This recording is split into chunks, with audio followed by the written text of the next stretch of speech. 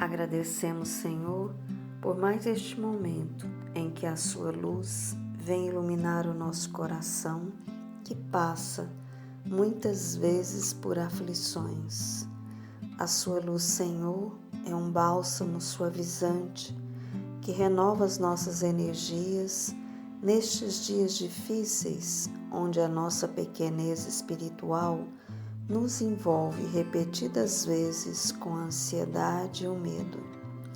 Nos vemos, Senhor, diante da nossa fragilidade e fé vacilante, que muitas vezes nos faz esquecer que a nossa vida real é a do Espírito. Por isso, Senhor, te pedimos que possamos receber o fortalecimento e os esclarecimentos necessários através dessas palavras edificantes do Evangelho de Jesus.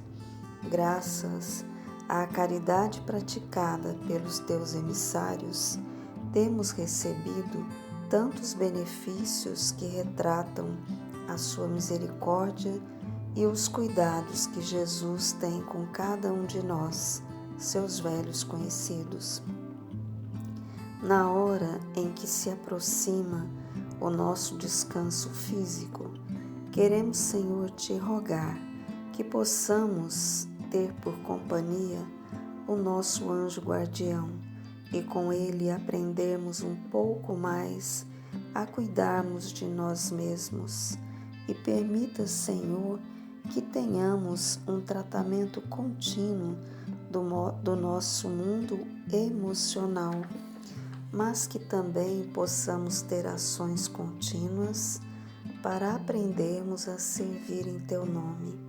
Assim, Senhor, a nossa sincera gratidão por esse abençoado encontro que nos aproxima mais e mais de Jesus, pois Ele é o caminho que conduz a Ti. Que a Sua paz esteja em nossos corações, assim seja. Reforma íntima.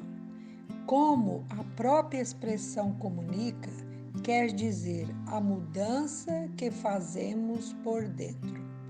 E jamais, em caso algum, ela se dará repentinamente, num salto. A santificação é um processo lento e gradativo. Cuidemos com atenção das velhas ilusões que nos fazem acreditar na angelitude por osmose, ou seja, de que a simples presença ou participação nos ofícios doutrinários é garantia de aperfeiçoamento. Temos recebido na vida espiritual inúmeros companheiros de ideal cuja revolta consigo próprios leva-os a tormentos patológicos de graves proporções. Quando percebem o equívoco em acreditar que tão somente suas adesões às atividades de amor lhes renderiam o reino dos céus. A ilusão é tão intensa que requer tratamentos especializados e longos em nosso plano. E vejam, os meus amigos na carne, o que a mente é capaz, pois muitos desses corações poderiam intensamente se beneficiar das realizações a que se entregaram, podendo mesmo alguns obter um trespasse tranquilo. Todavia, sem exceção, estão esperando mais do que merecem. É quando surge a inconformação diante das expectativas de honrarias e glórias injustificáveis na espiritualidade. Então esbravejam ao perceberem que são tratados com muito carinho e amor, a fim de assumirem sua verdadeira realidade de doentes com baixo aproveitamento na reencarnação, colhendo espinhoso resultado de seu auto-engano. Olá pessoal, boa noite. Hoje nós vamos fazer uma reflexão a respeito de uma mensagem do Espírito de Emmanuel no livro Fonte Viva, mensagem 58, que traz como título Discípulos.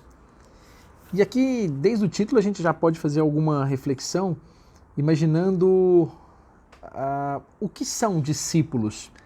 A gente percebe ali no texto bíblico, sempre uma citação muito clara das multidões ou as turbas, que são as pessoas que acompanham, estão sempre próximas de Jesus, próximas, que digo, no sentido objetivo, material da palavra, mas distantes no contexto espiritual, como Emmanuel, por exemplo, ressalta noutra mensagem, indicando que Pedro, o apóstolo, caminhava à distância no momento da crucificação, observando como se as coisas estivessem acontecendo e ele estivesse alheio a tudo aquilo ali. Então, nessa primeira perspectiva, há uma multidão de pessoas sempre próximas fisicamente do Cristo, mas distantes espiritualmente, por assim falar, né? Talvez ali muito mais interessadas nos aspectos dos milagres, entre aspas, né, como se mencionava à época, os grandes feitos de Jesus, do que na real transformação, que é a proposta desde o começo. Jesus, em todo instante, reforça e trabalha, como vem, por exemplo, no Livro dos Espíritos, a informação aclarada de qual é o objetivo das encarnações, que não é outro senão promover, né, essa melhoria, essa evolução pelas experiências às quais nós somos submetidos. Então essa transformação, que é o grande propósito, o grande convite de Cristo nesse sentido, acaba passando um pouco desapercebido da grande massa, porque essa turba não se ocupa, está mais ocupada em ver o que vai acontecer fora do que o que está acontecendo dentro. E isso é muito bacana porque a turba, a multidão daquela época, provavelmente tenha eco ou ressonância hoje. Quantos de nós ainda estamos envolvidos com as questões da materialidade, da exterioridade e esquecemos de olhar para dentro nos mínimos detalhes? Não nos apercebemos das nossas próprias fraquezas, não avaliamos, mas temos sempre um olhar rígido, crítico em relação ao mundo exterior. Então, nesse sentido, convém que nós façamos a primeira análise já no título, porque discípulos já passa a ser uma nova etapa, uma nova forma de se comportar, porque, segundo o próprio Jesus, num dos seus trechos, que é o trecho que vai ser comentado por Emmanuel, e qualquer que não levar a sua cruz e não vier após mim, não pode ser meu discípulo. Então vejam que Jesus cria duas condições. A primeira delas no trecho do Evangelho de Lucas, né, capítulo 14, versículo 27. A primeira delas, levar a sua própria cruz. Ou seja, conduzir e carregar as próprias dificuldades, saber do enfrentamento delas, não terceirizar as responsabilidades, não terceirizar nenhum tipo de situação que acontece. Quantas vezes nós perguntamos, não é? Diante das dificuldades da vida, oh Senhor meu Deus, por que eu? Por que fizeste isso? Então, muitas vezes nós terceirizamos, colocamos sempre a culpa numa outra pessoa, não assumimos conosco mesmo e nem temos o prazer, a felicidade de conduzir nossa própria cruz, de assumir a necessidade do trabalho para os enfrentamentos da dureza e, claro, também dos testes, né, das provas que aparecem no intuito de tornarmos-nos melhores a cada dia. Então, a primeira das situações que Jesus propõe para que seja um discípulo é o assumir, o ser feliz na experiência das cruzes, das dores que nós passamos. Não basta. Também, além de levar a sua cruz e não vier após mim, não pode ser meu discípulo. Então, nesse sentido, Jesus propõe-se então como a porta estreita, a porta que depende do nosso caminhar junto. Então, a multidão, a turba, não caminha logo após Jesus. Vai embora, vê e depois desaparece, não acompanha. Nós vemos aí relatos, por exemplo, como Humberto de Campos narrando a famosa história em que os apóstolos pediam, de forma muito assim intensa, Jesus, né, Cristo, cura as pessoas e faz com que elas vejam os milagres e elas vão se converter, elas vão se transformar, elas vão querer mudar. E Jesus então faz uma proposta, faz um trabalho como esse. No livro Boa Nova mostra-se então, não me recordo qual livro em que ele menciona exatamente essa história. Me perdoem pelo esquecimento, mas ele faz um chamado então e promove uma série de curas. E quando os apóstolos começam então a convidar as pessoas para que se assentem, para escutar a Boa Nova, os convites de transformação, eu não tenho tempo, eu não posso, agora não dá, eu estou ocupado. Então, no final das contas, o que fica claro e que Jesus mostra é que não é preciso, na verdade, ver para crer. Do contrário, é crer para ver. Há uma mudança significativa no trato. É preciso você, na verdade, segui-lo, ao invés de querer segui-lo porque está vendo o que ele está fazendo. Há uma diferença, porque entre ser multidão, turba e tornar-se um discípulo, é preciso pensar com muito mais firmeza nisso, nesse critério que o próprio Jesus fala, narrado aí no Evangelho de Lucas. Então, essa mensagem, embora trate, no caso de discípulos, nós ainda podemos avançar um tanto mais e imaginar que o apostolado, o apóstolo, é de fato um mensageiro, é como um profeta, é aquele que na verdade traz a palavra. Então, muito mais do que entender a condução da sua própria vida, da sua própria cruz, carregá-la com sabedoria, com discernimento e lucidez e ainda se dispor a acompanhar os passos do Cristo, no sentido de verificar a simplicidade, humildade, transformar-se a cada dia, distribuir virtudes por onde passa, num esforço contínuo e diário, o apóstolo ainda é aquele que se propõe a fazer de sua própria existência uma pregação. É aquele que faz de sua própria existência um modelo vivo de transformação e de renúncia. Então, nesse sentido, nessa proposta, o que se conduzirá nessa mensagem de Emmanuel é essa primeira etapa, essa transformação profunda, que já é profunda, mas que ainda não se trata dos píncaros, por assim dizer, espirituais em termos de transformação. Vejamos então alguns trechos de Emmanuel nessa mensagem. Os círculos cristãos de todos os matizes permanecem repletos de estudantes que se classificam no discipulado de Jesus com inexcedível entusiasmo verbal, como se a ligação legítima com o Mestre estivesse circunscrita a problema de palavras. Então aqui Emmanuel já ressalta, muitos estudam, trabalham, dão palestras, presenciais e virtuais, por assim dizer. Mas que isso não basta para se chamar ou para se denominar discípulo aquele que assim o faz. Porque, de alguma forma, não se restringe apenas a um problema de palavras. Tornar-se discípulo não se reporta apenas à ideia de ter entendido ou pelo menos compreendido as lições trazidas e poder, na verdade, divulgá-las.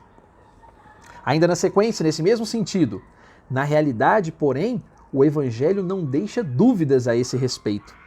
A vida de cada criatura consciente é um conjunto de deveres para consigo mesma. A vida de cada criatura consciente é um conjunto de deveres para consigo mesma, para com a família de corações que se agrupam em torno dos seus sentimentos e para com a humanidade inteira. Nesse contexto, a perspectiva trazida, ou pelo menos informada por Emmanuel nesse caso, deixa claro que não se trata aqui de uma propagação apenas. Uma vida, ela é na verdade responsável por si e também por todo um grupamento que com ela está.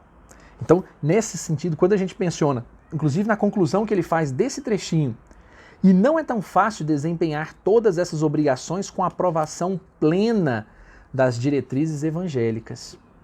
Não dá para imaginar o discípulo perfeito. O que nós precisamos deixar claro, e muitas vezes no meio doutrinário espírita, há uma expectativa muito grande, há uma pretensão muito grande de perfeição, de angelitude numa existência.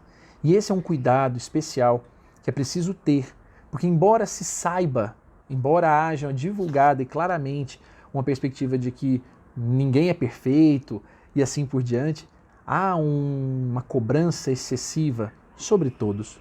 Os que se dispõem especialmente a serem melhores, sempre vai haver uma disposição, um ataque, uma afronta e uma expectativa real de queda, o que nos coloca a todos, na verdade, naquela condição.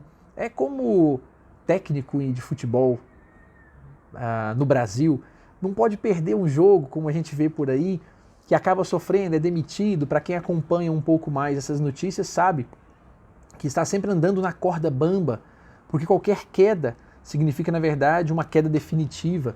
Então, os discípulos por si só vão, na verdade, serem exemplos para si, para os outros, à medida que vão se esforçando. Mas nem sempre conseguirão atender a todos os preceitos do Evangelho. Fatalmente, numa ou noutra circunstância, escolherão enganadamente, farão opções que serão, na verdade, mais tortuosas. Mas isso tudo faz parte do aprendizado. E esse aprendizado pressupõe também erro. Como dizia Aristóteles, ao mencionar em Ética Nicômaco, o seu livro, dizendo que ninguém nasce ético. Embora nós tenhamos diferenças com a questão do pensamento aristotélico nesse conceito, especialmente com a questão da doutrina espírita, o que fica claro para Aristóteles é que nós vamos aos poucos consolidando, construindo isso. Então isso é uma situação bastante interessante, porque se nós vamos construindo, então nem sempre nós vamos acertar nos quesitos ético-morais. Nem sempre o discípulo bem interessado ou bem disposto a realizar, a seguir o Evangelho, vai conseguir fazer isso com a plena sabedoria. Compete a cada um de nós, na verdade, compreendermos não só o outro que se esforça, mas também nós, na condição de pretensos discípulos que somos, que queremos ser, ou pelo menos assim pretendemos.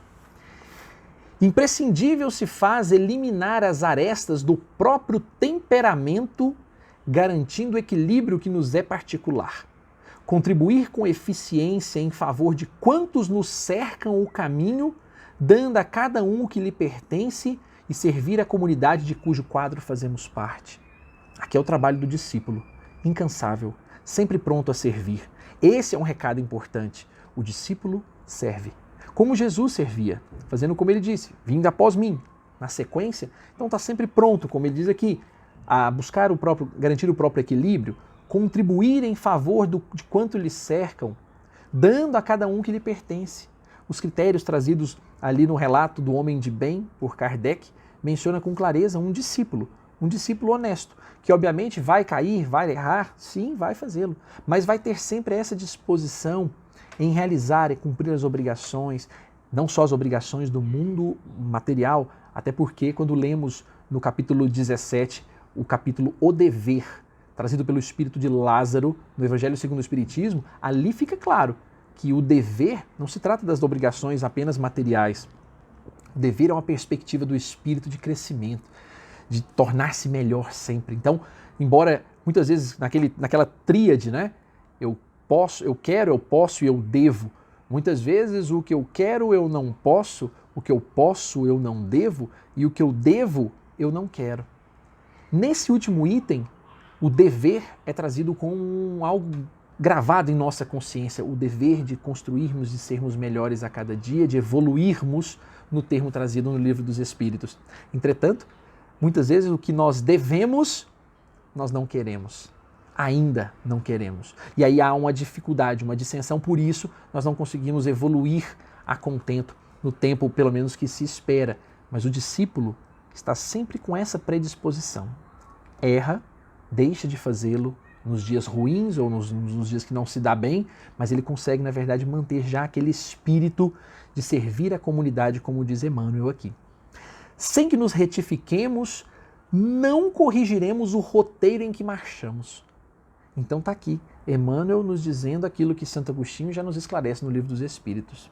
Se nós não analisarmos, se nós não pararmos para efetivamente avaliar os nossos sentimentos, nossos comportamentos, nossa maneira de proceder, nosso sentido de fraternidade, de comunidade, de doação, de servir, se nós não pararmos e fizermos uma avaliação honesta e sincera nesse sentido, diz ele, sem que nos retifiquemos, não corrigiremos o roteiro em que marchamos. Quer dizer, vamos continuar marchando achando que somos discípulos, quando no fundo somos a turba, somos a multidão que se aproxima apenas esperando o bem-estar, mas que no momento das agruras, das dificuldades, provavelmente ou vai sair vai deixar, vai abandonar, ou até receber a graça. Mas provavelmente será como a história dos leprosos. Não voltaremos para poder agradecer, entendendo que somos nós apenas que realizamos aquilo ali. Árvores tortas não projetam imagens irrepreensíveis. Então Emmanuel aqui usa a natureza, como sempre bem o faz, para trazer um exemplo lindíssimo, mostrando que se nós ainda estamos cheios de tortuosidades, dificilmente vamos transmitir imagens irrepreensíveis. Então não adianta queremos construir uma imagem pura, bela, perfeita, se a essência é de árvore torta. Então, de alguma forma, Emmanuel está esclarecendo para nós que a exterioridade não vai nos trazer, obviamente, o significado real daquilo que se é. Do contrário, é muito mais fácil nós nos trairmos e mostrarmos uma exterioridade torta, repreensível, porque somos repreensíveis ainda, do que o contrário. Então o convite aqui é fazer essa análise para que a gente possa adequar-se, ou pelo menos melhorar, e fazer uma imagem menos repreensível.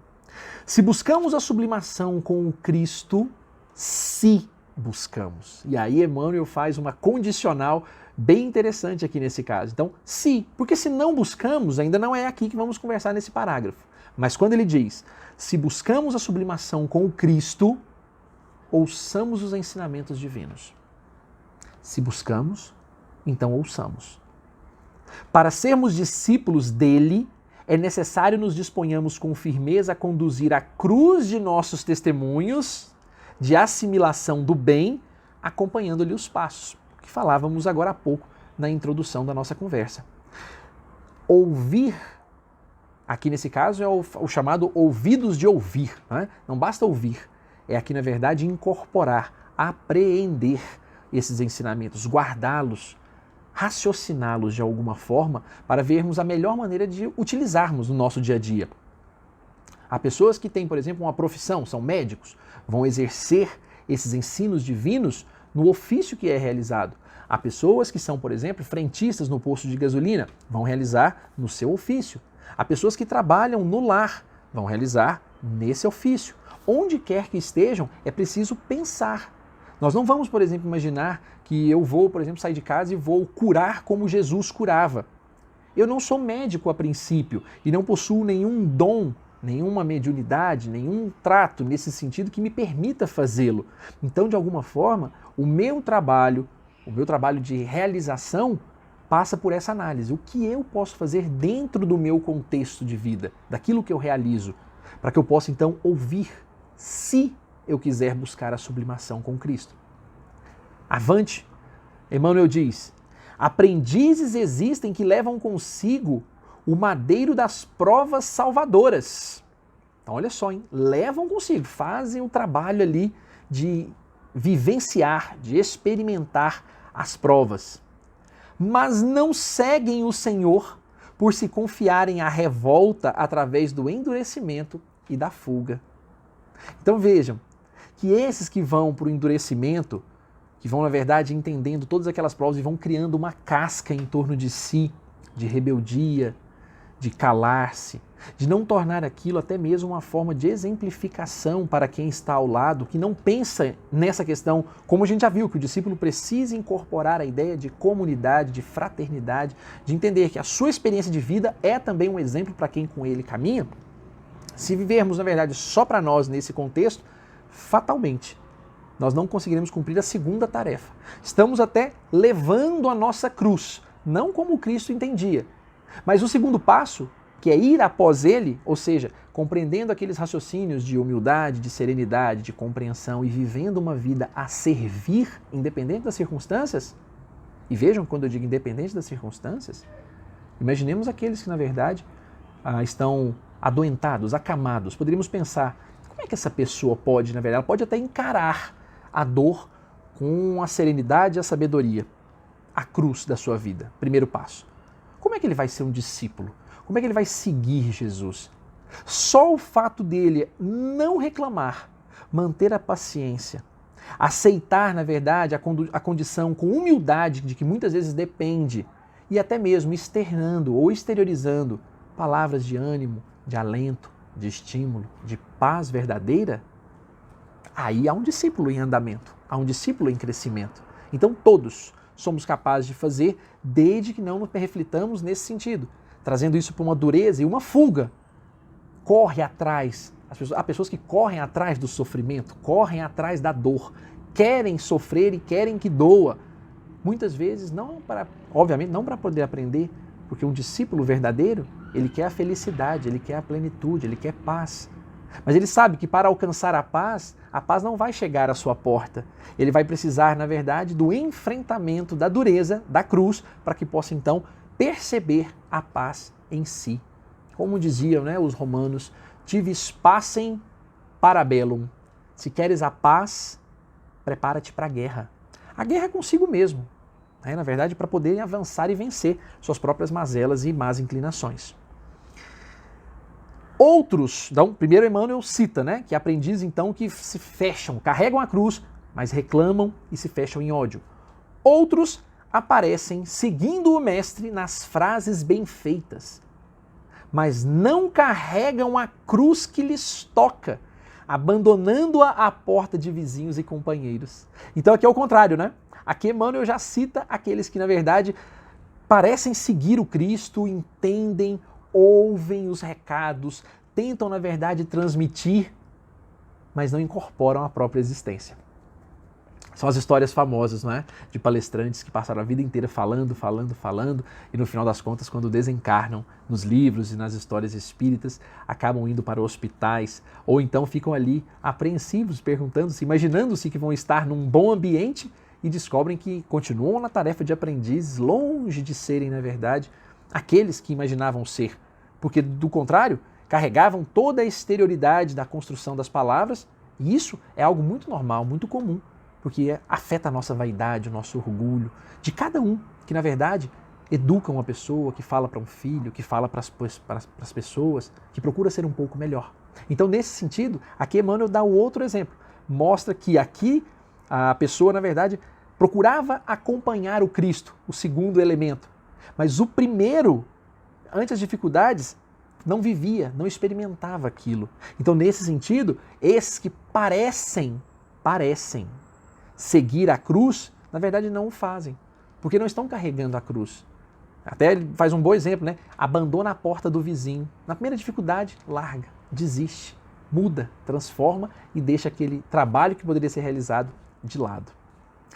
E agora Emmanuel parte para a conclusão dessa mensagem brilhante, mostrando-nos palavras que vão ser associadas a um discípulo. Ele começa: dever e renovação. Já falamos sobre isso. Vale a leitura do capítulo 17 do Evangelho segundo o Espiritismo, capítulo O Dever. Ali fica claro que o dever, em termos espirituais, está intimamente associado à perspectiva de renovação.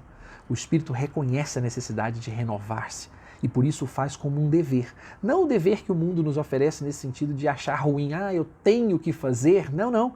É aquela outra perspectiva do espírito. Em vez de eu tenho, como nós fazemos muitas vezes, né? Eu tenho que ir para o trabalho, eu tenho que ir para a escola, eu tenho que pagar minhas contas, eu tenho que fazer tal coisa. Sempre trazendo a carga de dureza do dever. O espírito já reconhece, o espírito que digo, o espírito imortal, a consciência aclarada, segundo Lázaro, já trabalha com a proposta renovadora de eu posso ir ao trabalho. Eu posso ir à escola, eu posso pagar as minhas contas, eu posso caminhar, eu posso fazer. Mostrando aqui implicitamente o conceito de gratidão, porque um discípulo verdadeiro enxerga em toda a experiência, mesmo nas dolorosas, uma maneira de gratidão, uma maneira de exercer o seu dever e renovar-se. Segue Emmanuel, além de dever e renovação, serviço e aprimoramento. Atrelado à ideia, sempre o discípulo está a trabalhar, está a entregar algo diferente, está a fazer algo com a proposta de fazer por si e por toda a comunidade. E isso, obviamente, aprimora a si e a quem está ao seu lado também, sempre trabalhando, mesmo nas pequeniníssimas coisas. Então, se eu vou lavar a louça da minha casa, que eu lave com dedicação. Pode parecer pouca coisa, mas na verdade, muitas vezes, a maneira de eu tirar um trabalho duro de uma pessoa que trabalhou o dia inteiro e às vezes faço aquele trabalho para poder acalmar ou acalentar aquela pessoa que ainda teria que fazer aquele exercício. Se eu, na verdade, vou cuidar de alguém, que eu cuide com carinho, que eu faça com aquilo com desvelo, porque o serviço vai levar ao aprimoramento nesse caso, que não faça pela mera obrigação funcional de receber até mesmo um valor material. Ação e progresso. Aqui Emmanuel já mostra com clareza que o espírito que está parado, com a água parada, cria lodo. Efetivamente, quando agimos, o progresso vem. Podemos agir de forma atabalhoada, equivocada? Muitas vezes o fazemos, sem dúvida alguma. Mas isso pressupõe evolução. Basta que vejamos a parábola do filho pródigo.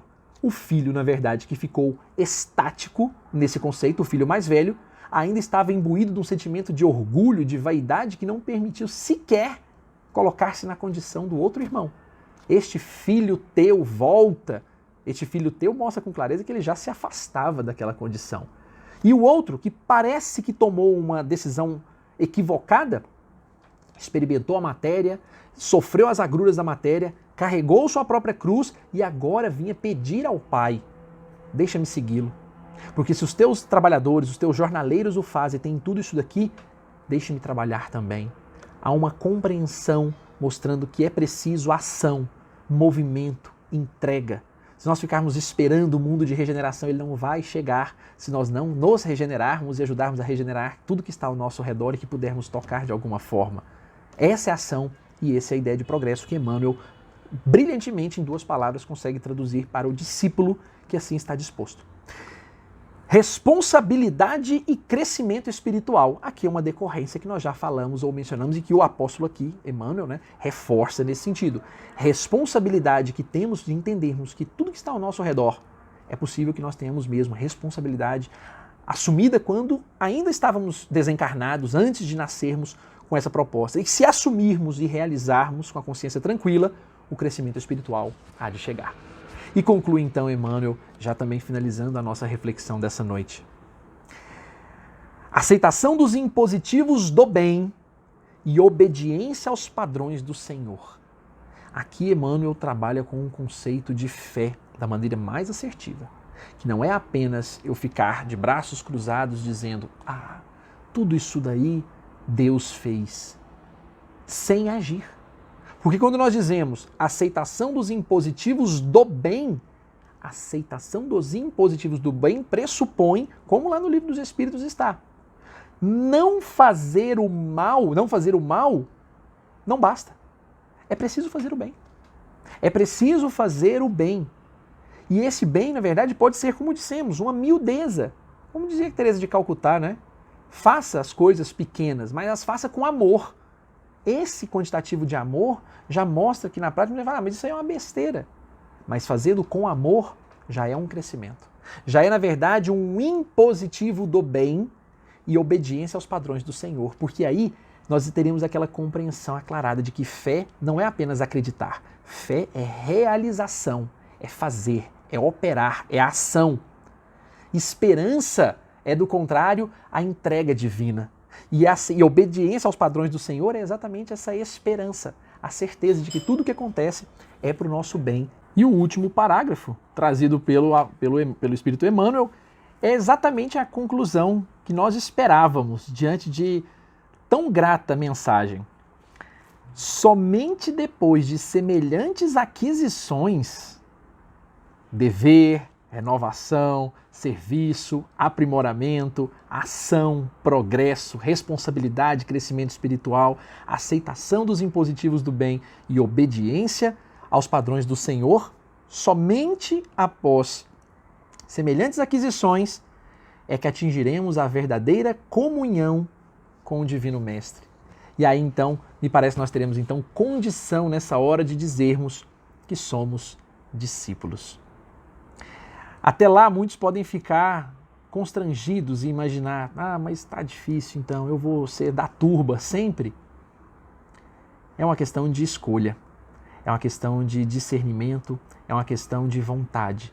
E aí que nós possamos recordar a figura do jovem rico, que nas palavras de Amélia Rodrigues, estava pronto, foi convidado por Jesus: vai, vende as tuas coisas, segue-me. E ele tinha essa escolha, aflito, queria, mas sentiu que não podia, porque devia, mas não queria.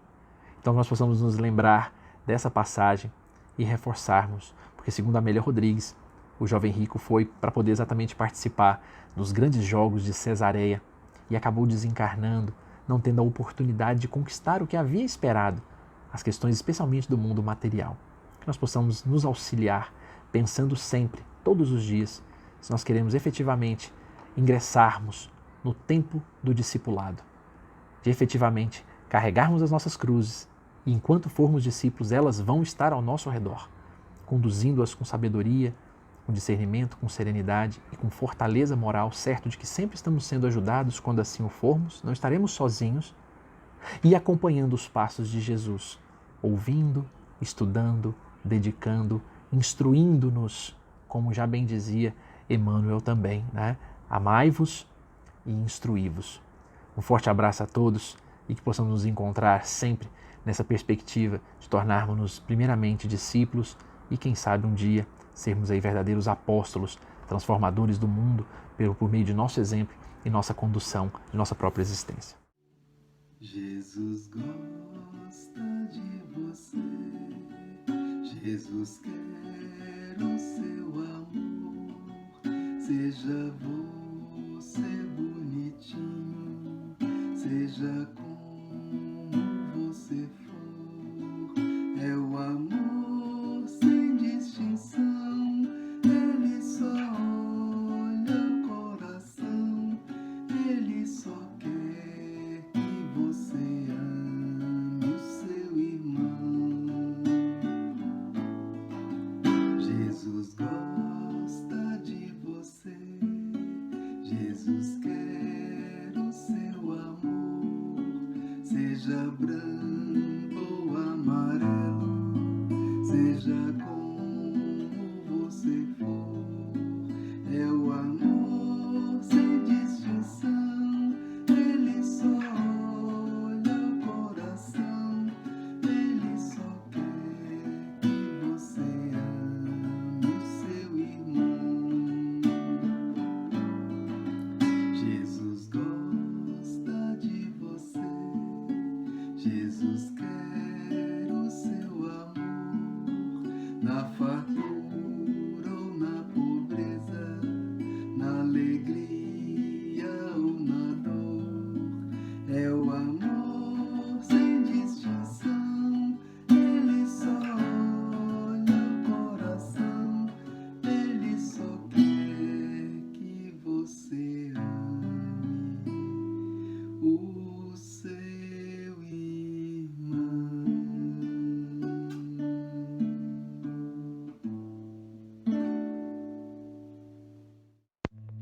Ó Pai de infinita bondade,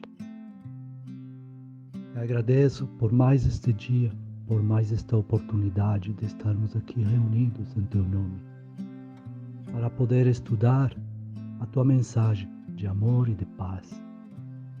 Que possamos todos nos unir pelo coração, estando juntos uns com os outros, aprendendo a amar. Tu nos amas.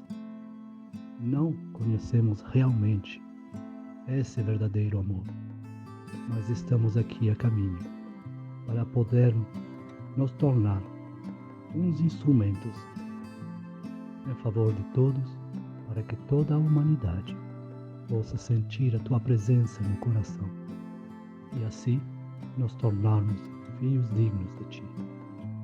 Assim seja.